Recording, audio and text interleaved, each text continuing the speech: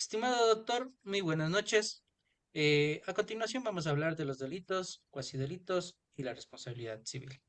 Como una breve introducción, la responsabilidad civil constituye uno de los pilares fundamentales del derecho privado, pues tiene como finalidad reparar daños ocasionados a una persona cuando se han vulnerado los derechos o intereses legítimos.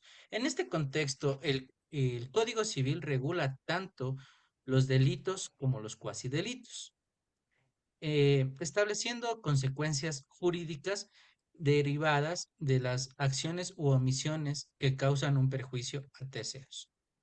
Asimismo, resulta indispensable comprender la diferencia entre culpa y dolo, ya que estos elementos determinan el grado de la responsabilidad y del autor lo que dañó.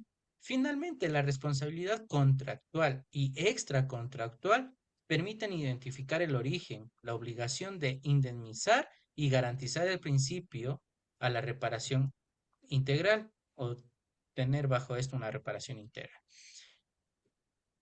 Em, Le voy a hablar prácticamente de los delitos y cuasidelitos. El delito civil es todo acto ilícito, ¿sí? Realizado con intención de causar daño a otra persona.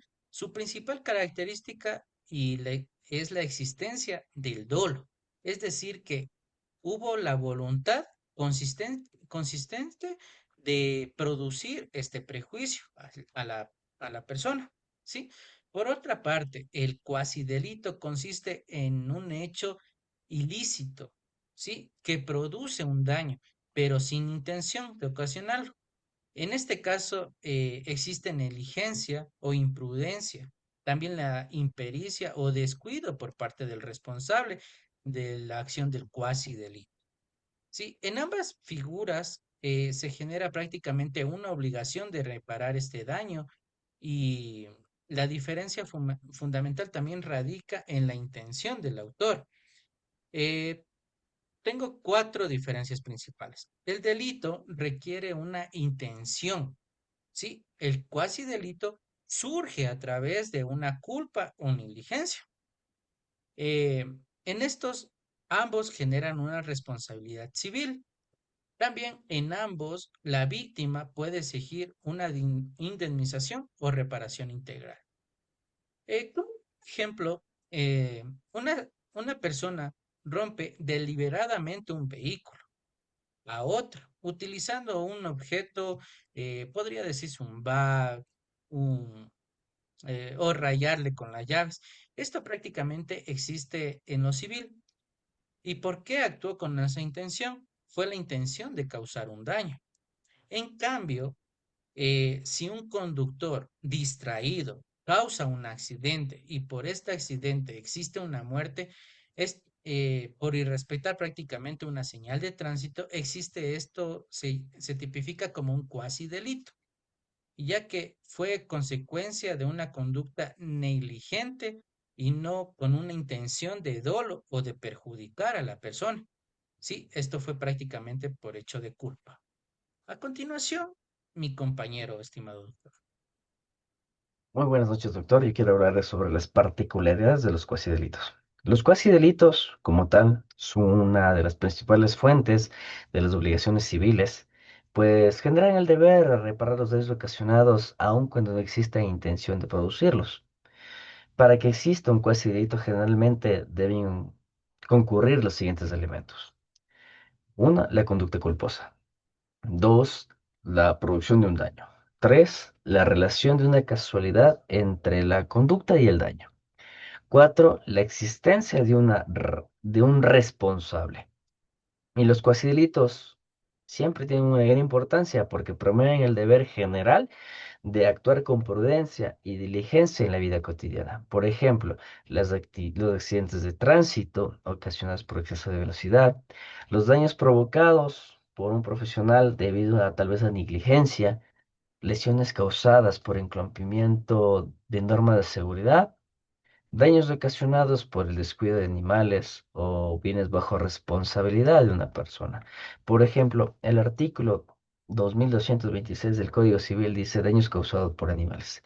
El dueño o quien tenga a su cuidado un animal es responsable de los daños que éste cause, salvo que pruebe que actuó con toda la diligencia necesaria.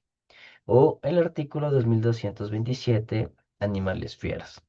El dueño de un animal fiero responde por los daños que éste produzca, aunque haya empleado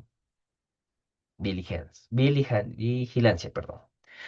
Porque muchas veces, bueno, creo que ahora estamos acostumbrados a que todos los parques sean utilizados por mascotas y más que por un niño o por alguien que pueda utilizar el parque, y eso está muy mal. Y en el artículo 2228, la caída de objetos también. En la parte de la construcción, por ejemplo, los habitantes de un edificio corresponden por los daños causados de la caída de objetos desde él, salvo que se identifique el verdadero responsable. El considerito surge de la falta de diligencia y genera responsabilidad civil. A continuación, mi compañero. Buenas noches, doctor. Yo le voy a hablar sobre la culpa y el dolo. El dolo consiste en la intención conscientemente deliberada y voluntaria de realizar un acto ilícito con el propósito de causar un daño o un perjuicio a otra persona. En este caso, quien actúa conoce las consecuencias de su conducta y aún así decide llevarla a cabo. La culpa, por el contrario, se presenta cuando el daño se produce sin la intención de ocasionarlo, pero como consecuencia de una conducta descuidada. Esto puede deberse a la falta de cuidado, imprudencia, negligencia o impericia, es decir, cuando una persona incumple el deber de actuar con la diligencia necesaria y por ello provoca un resultado perjudicial. Si lo necesita para una... Ay, perdón. Las diferencias entre el dolo y la culpa es que existe una intención, el autor conoce las consecuencias de sus actos y la conducta también es voluntaria. Y también podemos encontrarlo en el artículo 1563, que la culpa tiene que ser grave, leve o levísima. También no existen intenciones, el daño ocurre por descuido y la conducta puede evitarse cuando son con diligencias. También es importante distinguir entre la culpa y el dolo pertinente, determinar correctamente la responsabilidad del autor, la valoración de las conductas y las consecuencias jurídicas correspondientes. Gracias. A continuación, mi compañero. Muy buenas noches. Le voy a dar paso a la responsabilidad contractual y la extracontractual.